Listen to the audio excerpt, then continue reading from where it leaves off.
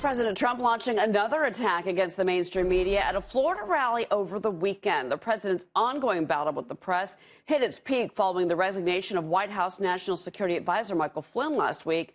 Now Trump says the media just doesn't get it.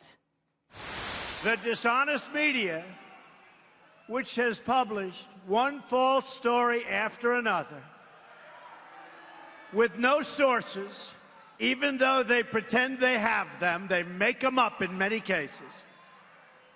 They just don't want to report the truth, and they've been calling us wrong now for 2 years. They don't get it. Well, joining me now is Media Research Center TV Editor-in-Chief Eric Scheiner. And Eric, correct me if I'm wrong here, but weren't some of the members of the crowd in Florida, verbally attacking the media, verbally going after them? That's the understanding, is that some people in the media felt that the crowd was coming down on them. That's how they fear, but they may just be echoing the president's sentiments here, that they don't trust the media and they feel that the snake is within their midst, so to speak. Well, now Mike Pence actually addressed this during his overseas trip, and he said that he and the president support a free press. They support the First Amendment, but they also want the media to be held accountable. But that's a tough line coming from the President of the United States, who continually is going after them every single day. What does the media need to do to right the ship and maybe kind of cool off this fight a little bit, if you will? I don't suspect that the media is going to cool off the fight, and I don't think Trump's going to cool off the fight either. Frankly, a lot of the opinion polls that have been coming out have been showing that people trust the Trump administration more than they actually trust the media. And it's a war that he seems to be winning, so it's one that he's going to continue to echo. And when you look at the positive things the Trump administration has done within the 100 days, a lot of people are looking at the Dow right now, looking at the sky-high numbers, seeing that it's not getting a lot of coverage, seeing the change in regulation, seeing the withdrawal from TPP. But that's overshadowed with possible Russian connections, and in some cases, the media looks a little hysterical, saying Russia has cracked down on journalists since 2000.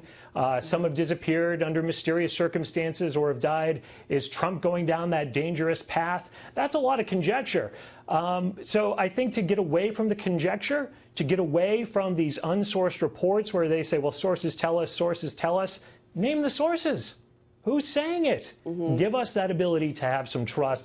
I think that's the direction the media needs to go. I don't know if it's going to happen. Well, Eric, I think that some journalists would fight back and say, well, sources is the way that we get the story, and that's our job to keep the president or any elected official in check. And fair enough. But at the same time, the president kind of stepped into it a little bit over the weekend with his comment about Sweden. He was watching a report. It seems that his tweet after that report with Tucker Carlson was misinterpreted, but the media really attacked him, and somewhat unfairly, saying that he didn't, he was mistaken, he was lying, he wasn't, he should consult his national security team versus watching something on Fox News.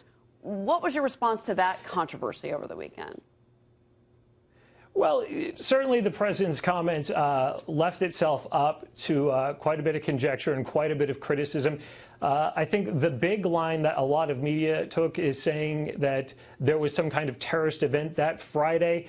The president never actually said that, although I can see why some people read into that. He never actually said that. Right. He just said, look what happened on that Friday. So jumping to the conclusion that he was referring to some kind of terrorist activity and using that in the headlines was an interesting choice for the media to make. So maybe he just needs to be more specific. Maybe that's the thing. Maybe if he could just be more specific in his wording versus, I mean, look, it is Twitter. Let's be honest, you're limited amount of characters you can use, but that's his choice to use.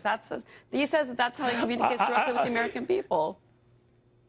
Well, that's it. I'm not going to defend the president's use of Twitter.